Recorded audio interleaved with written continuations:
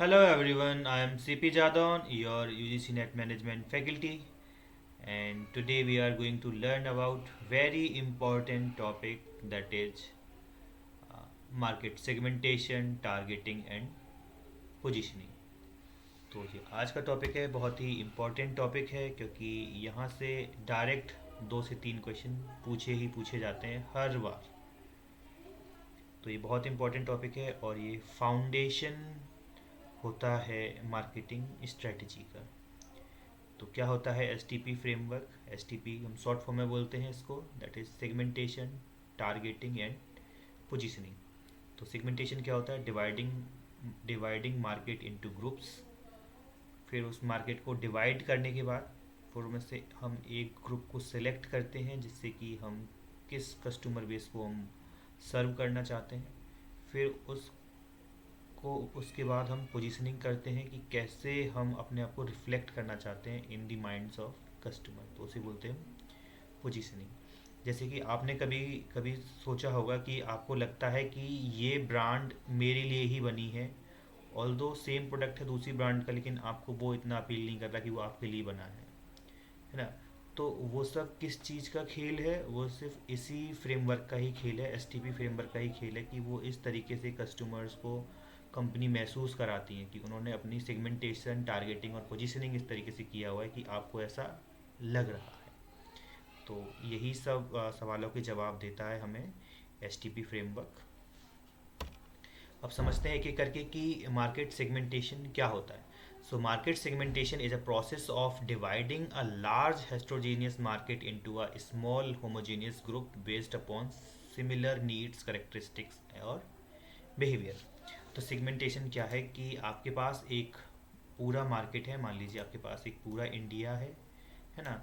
अब उस इंडिया में से आप उसको डिफरेंट डिफरेंट जोग्राफिकल सेंस में आप उसे डिवाइड कर रहे हैं, है ना।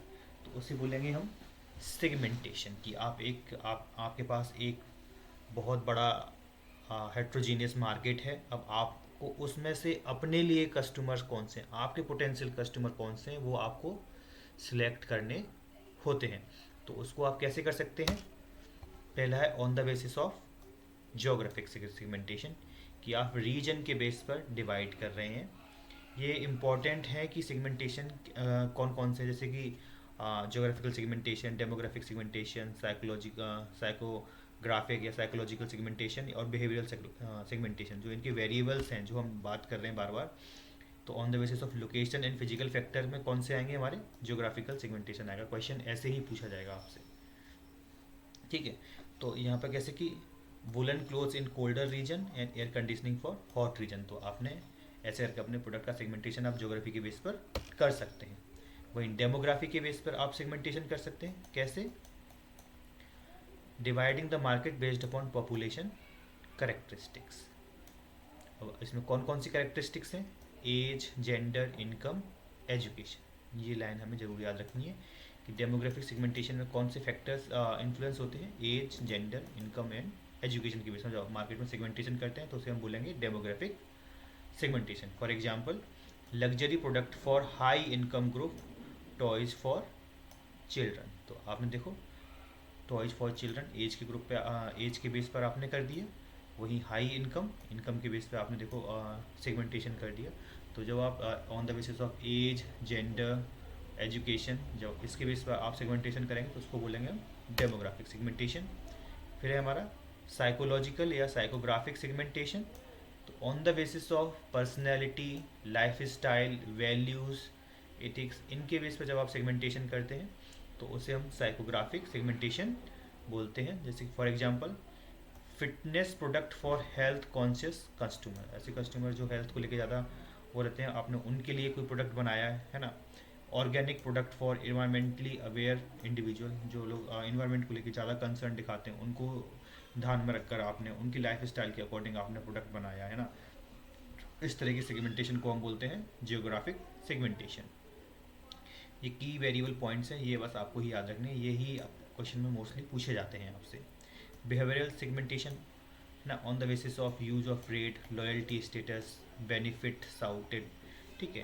तो जब इनके बेस पर सेगमेंटेशन होगा तो उसको बोलते हैं behavioural segmentation. For example, frequent user receive loyalty rewards, price sensitive customer are targeted with discount.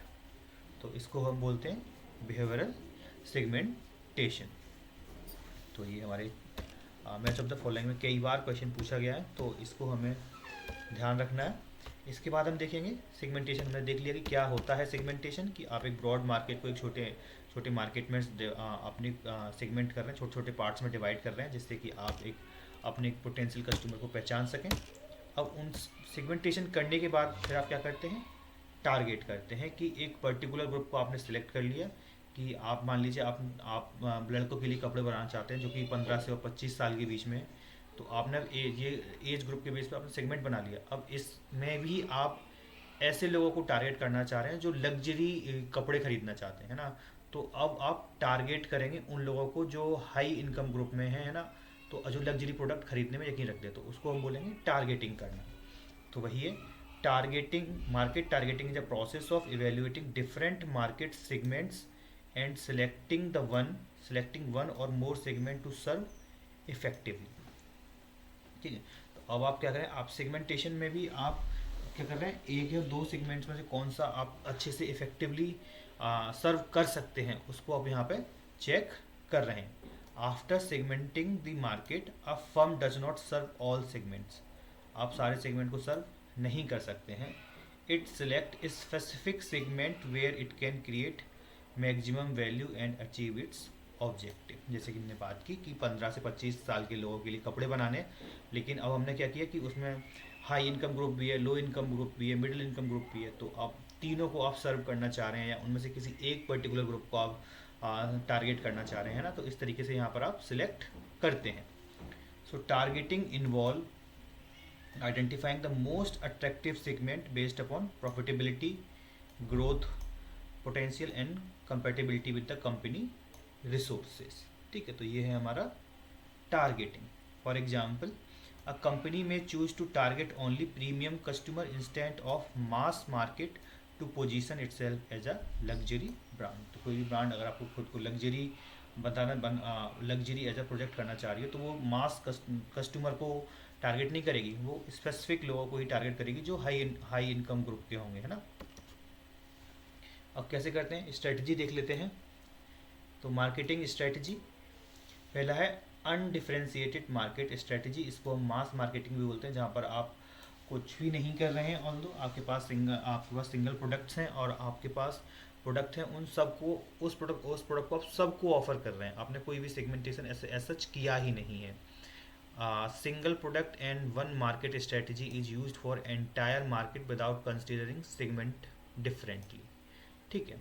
For example, basic food product like salt और sugar marketed to all customer in the same way, है ना। तो इसको बोलते हैं undifferentiated marketing और मास marketing. ये नाम हमें जरूर याद रखना है। फिर है डिफरेंशिएटेड मार्केटिंग। यहाँ पे क्या है, a company target multiple segments and design separate product and strategy for each segment. यहाँ पे क्या है कि आपने अलग अलग सेगमेंट्स है आपके पास, है ना, और अलग अलग सेगमेंट्स के लिए आप अलग अलग प्रोडक्ट बना रहे हैं और उनको इस तरीके से आप टारगेट कर रहे हैं, जिससे कि आप लोगों की स्पेसिफिक नीड को फुलफिल कर सकें। फॉर एग्जांपल, कोई एक कंपनी कार बनाती है, तो वो देखो इकोनॉमिक कार भी बनाती है, एसयूवी बनाती है और लग्जरी कार भी बनाती है, जिससे कि वो डिफरेंट डिफरेंट कस्टमर्स हैं, उनकी डिफरेंट डिफरेंट रिक्वायरमेंट है, उनको फुलफिल कर सके। फिर है कंसनट्रेटेड मार्केटिंग। इसी को बोलते हैं नीच मार्केटिंग, है ना। ये आप जरूर याद रखिएगा।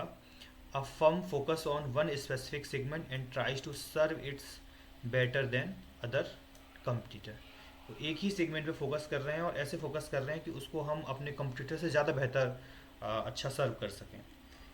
It is suitable for companies with limited resources. ठीक है। फिर है हमारा माइक्रो मार्केटिंग। माइक्रो मार्केटिंग क्या है, a company target individual customer or very small local segment. Marketing strategy are higher customized based upon specific need. आप बिल्कुल ही specific needs के बारे में बात कर रहे हैं, आप बिल्कुल ही छोटे लेवल पर आ गए हैं कि आप बिल्कुल हर कस्टमर की ज़रूरत को समझ रहे हैं और उसके अकॉर्डिंग उसको आप प्रोडक्ट को कस्टमाइज कर रहे हैं, है ना। तो इसको बोलते हैं micro marketing. So these are the few strategy in targeting strategy. अब आप पैटर्न समझेंगे। Pattern of market target market selection. इसमें क्या होता है कि कैसे आपके प्रोडक्ट हैं और कैसे आपको मार्केट में सर्व करने हैं।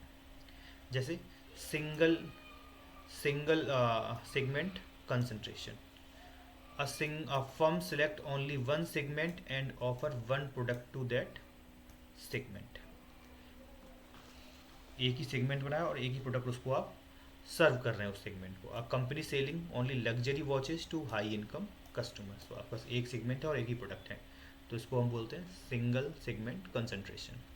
अब सिलेक्टिव स्पेशलाइजेशन क्या है कि आपके पास मल्टीपल सेगमेंट्स हैं और मल्टीपल तरह के ही आप लोगों को सर्व करने की कोशिश कर रहे हैं उनके नीड के according. A firm select multiple segments and offer different product to each segment, है ना। These segments may or may not be related to each other. For example, a company offering laptop for student and premium laptop for professionals. ठीक है, तो आप उनके पास दो अलग अलग सेगमेंट्स हैं और अलग अलग तरह के वो लैपटॉप भी दे रहे हैं। फिर है प्रोडक्ट स्पेशलाइजेशन। यहाँ पे क्या कि अपने प्रोडक्ट को आपने स्पेशलाइज कर दिया है, एक प्रोडक्ट सब मार्केट में काम करेगा। अब firm focus on specific product but sell its to multiple segment.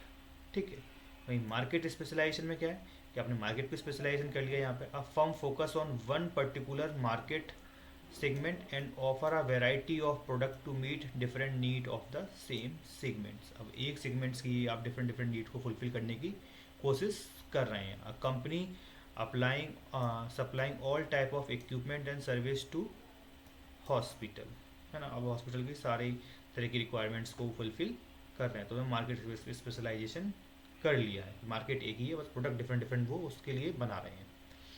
Full market coverage, all product for all segments। A firm target all segments and offer different product for each segment। This strategy require strong resource and usually adopted by large company। ठीक है, so these are the market selection, target market selection। इस तरीके से आप करेंगे।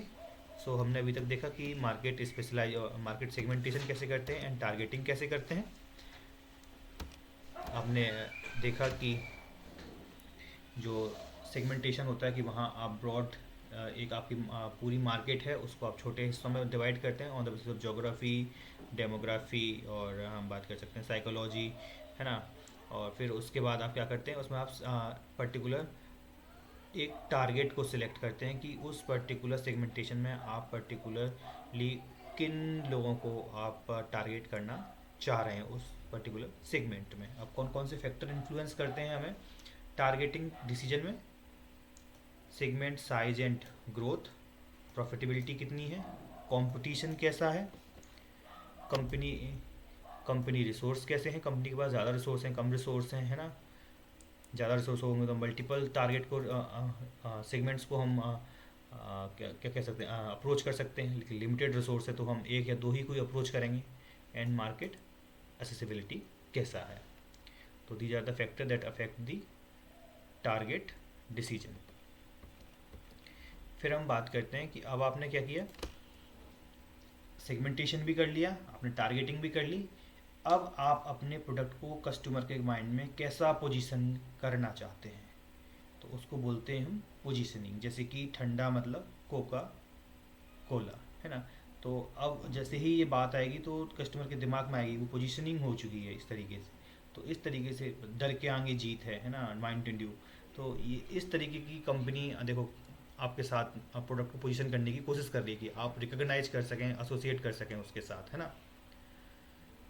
तो market positioning refers to the designing the company offering an image in such a way that it occupy clear distinct and desirable place in the mind of the target customer. So अगर हम concept देखें, positioning is final step in STT process. After selecting the target market, the firm decide how it want customer to perceived in a product compared to competitor। competitor comparison में वो कैसा दिखना चाहते हैं, company यहाँ पर fix करना चाहती है। It focus on creating unique identity based upon attributes such as quality, price, features and brand image। For example, ठीक है, तो ये सब हमारा क्या है, पोजीशनिंग का खेल है। For example, a brand may position itself as a premium product even if similar alternative are available at lower prices. So this is positioning. Objective क्या अचीव करना चाहते हैं पोजीशनिंग के through? To create a distinct brand image in the customer mind, to differentiate the product from the competitor, की आप अपने product को किस तरह अलग दिखा सकते हैं अपने कॉम्पिटिटर से, है ना, वो आप किसके थ्रू करेंगे, पोजीशनिंग के थ्रू करेंगे। To influence customer perception and preference, to build long term brand loyalty. These are the few objective of positioning. अब हम बात करें type of positioning, type of positioning strategy. Although ऐसा जी कभी पूछी नहीं गई है पोजीशनिंग स्ट्रेटजी, बट है तो मैंने इंक्लूड कर लिया है।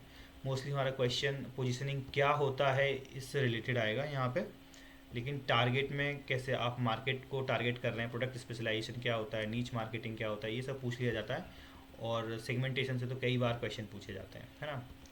तो एक बार देख लेते हैं type of brand strategy, that is positioning based upon price. आप प्राइस के बेस्ड पे पोजीशन करना चाह रहे हैं, है ना। जैसे कि अ luxury brand target high income customer while budget brand focus on price sensitive customer. तो आप प्राइस के बेस पे पोजीशन करना चाह रहे हैं खुद को, या क्वालिटी के बेस पे करना चाह रहे हैं, है ना, या फिर आप यूज एंड एप्लीकेशन के बेस पे पोजीशन करना चाह रहे हैं खुद को, बेस्ड अपॉन यूजर कैटेगरी और बेस्ड अपॉन कॉम्पिटिटर। ठीक है, a brand claiming better performance और लोअर प्राइस देन दी कंपीटिंग ब्रांड। तो कंपटीशन बेस पर आप क्या कर रहे हैं, पोजीशनिंग करना चाह रहे हैं। तो इस तरीके से आप, ये कुछ हमारे पास स्ट्रेटजी है पोजीशनिंग की। अब आप कौन कौन से टूल का इस्तेमाल करते हैं, ये थोड़ा सा पूछ सकता है कभी एग्जाम में, अगर एज सच आया तो एक दो बार शायद पूछा गया हो कभी, मुझे कभी क्वेश्चन दिखा नहीं, लेकिन मुझे लगता है यहाँ से क्वेश्चन पूछ लिया जाएगा कि कौन कौन सी टूल्स का हम इस्तेमाल करते हैं पोजीशनिंग के लिए। तो दैट इज़ परसेप्चुअल मैपिंग। अभी क्या होता है, perceptual mapping is a visual tool use to understand how customer perceive different brand based upon key attributes such as price, quality and feature. It's help firm identify their current position and find gap in the market. कि अब आप क्या कर रहे हैं, price को लेकर, आप क्वालिटी को लेकर, है ना, आप क्या कर रहे हैं, एक परसेप्शन क्रिएट कर रहे हैं और उसके बेस पर आप कस्टमर के दिमाग में अपनी इमेज सेट करना चाह रहे हैं। For example, brand plotted on map showing quality, price versus quality to identify premium and economic position. फिर है brand image. Brand image refers to overall perception and impression of a brand in the mind of customer. Also same, दोनों ही बहुत ही closely interlinked topic हैं। फिर है हमारा unique selling position. अब ये क्या है, ये हमें फुल फॉर्म भी याद रखनी है, एस यूएसपी की। USP is a unique benefit or features that differentiate a product from competitor. It clearly communicate why customer should choose that product. आप एक यूनिक सेलिंग पोजीशन पे है ना। For example, a toothpaste brand promoting cavity protection such as a unique benefit. अब उन्होंने देखो यहाँ बिल्कुल ही एक यूनिक पोजीशन है सेल करने के लिए, कैविटी प्रोटेक्शन होता है इससे, है ना। तो इस तरीके से जब आप पोजीशनिंग कर रहे हैं, ये आपके पास एक टूल है कि आप बिल्कुल यूनिक पोजीशन लेकर आ रहे हैं। कुछ एरर्स भी हो सकती हैं। अंडर पोजीशनिंग, अंडर पोजीशनिंग कब बोलेंगे, जब आप क्लियरली अपने ब्रांड के बारे में नहीं बता पा रहे हैं। A product does not have a clear identity in the market. ये हमने प्रीवियसली देखा कि कौन कौन सी टूल्स के थ्रू आप पोजीशन कर सकते हैं। तो through perception, brand image and unique selling position. ठीक है, अब पोजीशनिंग करने में कुछ एरर भी हो सकती हैं। अब वो एरर कौन कौन सी, तो पहली है हमारी under positioning. The product does not have a clear identity in the market. जब प्रोडक्ट की कोई क्लियर आइडेंटिटी नहीं है तो customer does not know what the brand stand for. तो ब्रांड किस लिए है, तो इस केस में क्या होगा, एक वीक और अनक्लियर इमेज बनेगी जहाँ पर, तो इसको हम बोलेंगे अंडर पोजीशनिंग। ओवर पोजीशनिंग कब बोलेंगे, a product is position too narrowly so customer think it's only for the very specific group. आपने अपने प्रोडक्ट को इस तरीके से प्रमोट कर दिया कि ये बहुत ही अल्ट्रा रिच लोगों के लिए है ना, तो अब क्या होगा कि यहाँ पे जो लो इनकम ग्रुप है या मिडिल इनकम ग्रुप है वो उसके बारे में सोचेंगे ही नहीं, क्योंकि वो समझेंगे ही नहीं कि उनके लिए वो प्रोडक्ट है ना। तो इसको हम बोलते हैं ओवर पोजीशनिंग की। फिर एक कंफ्यूज पोजीशनिंग क्या है? A brand keep changing it's message, वो बार बार अपने मैसेज को चेंज कर रहे हैं, so customer gets confuse about the brand its actually offer, की ब्रांड एक्चुअली में ऑफर क्या करना चाह रही है। तो ये कंफ्यूजिंग होता है, यहाँ पर बार बार अपने मैसेज को चेंज कर रहे हैं। Doubtful positioning, a claim made by company are not believable to customer, कि आप ऐसे वादे कर रहे हैं या ऐसा बोल रहे हैं कुछ कि जो रियलिस्टिक नहीं है इन नेचर में, तो इसको बोलते हैं doubtful positioning. So these are the few error in positioning. These are the tool of positioning, perceptual mapping and brand image and unique selling point. And these are the strategy on the basis of price, quality, application, category and competition. आप क्या कर सकते हैं? Positioning strategy बना सकते हैं। और ये पोजीशनिंग क्या होता है वो हमने देखा कि आप एक परसेप्शन क्रिएट कर रहे हैं कि आप कस्टमर आपके प्रोडक्ट के बारे में कैसा सोच रहा है, आप कैसे डिफ्रेंशिएट कर पा रहा है अदर प्रोडक्ट से, आपके प्रोडक्ट को कैसे अलग देख पा रहा है, उसको हम बोलते हैं पोजीशनिंग। इससे पहले हमने देखा टारगेटिंग और उससे पहले हम देखा सेगमेंटेशन। सो अब क्वेश्चन कर लेते हैं, वीडियो को पॉज करिए और एक एक करके इन क्वेश्चंस को आंसर करने की कोशिश करिए।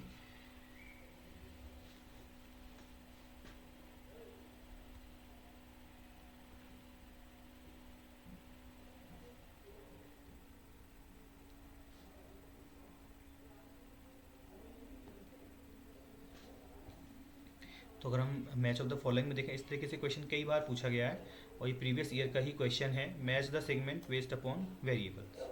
तो अगर हम बात करें जियोग्राफी की, तो जियोग्राफी किस पे मैच करेगा? हमारा रीजन पे, नॉर्थ रीजन, साउथ रीजन, है ना, west region, north east region, तो ये ज्योग्राफी के बेस पे।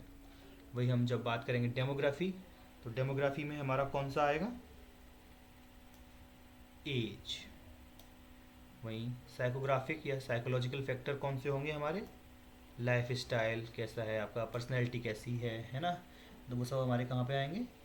साइकोग्राफिक में। और बिहेवियरल हमारा लॉयल्टी को लेकर है। So this will be the correct matching. हम देखें second question, which of the following refers to dividing the market based upon lifestyle, value and personality. अभी हमने देखा लाइफ स्टाइल किसके बेस पर आ रहा था हमारा? लाइफ स्टाइल हमने यहाँ पे कहाँ देखा था? साइकोग्राफिक पे। तो हमारा आंसर क्या हो जाएगा? Psychographic segmentation. अब देख लेते हैं नेक्स्ट।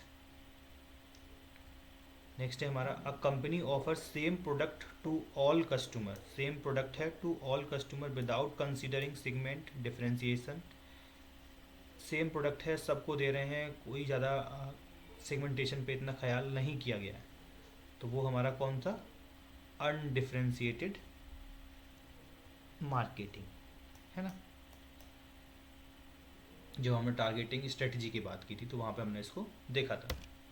इसके बाद है question number 4, a firm focus on producing one product and selling is to multiple market segment. One product है लेकिन मल्टीपल मार्केट को सेल कर रहे, तो इसको हम क्या बोलते हैं? इसको हम क्या बोलेंगे? प्रोडक्ट स्पेशलाइजेशन बोलते हैं, कि आपने एक प्रोडक्ट को इतना स्पेशलाइज कर दिया कि आप डिफरेंट डिफरेंट मार्केट में उसको चला पा रहे हैं, तो इसको हम बोलेंगे product specialization. Positioning primary refers to, positioning primary किसको रेफर्स करेगा? पोजीशनिंग बेसिकली क्या होता है कि कस्टमर्स कैसा परसेप्शन बना रहा है आपके प्रोडक्ट के बारे में, उसके दिमाग में क्या चल रहा है ना। तो वो कौन सा है हमारा? Customer perception, option number B. अब हम बात करेंगे क्वेश्चन नंबर 6 में। इसका आंसर आप मुझे बताइएगा क्या होगा कमेंट बॉक्स में। मिलते हैं कल। Thank you.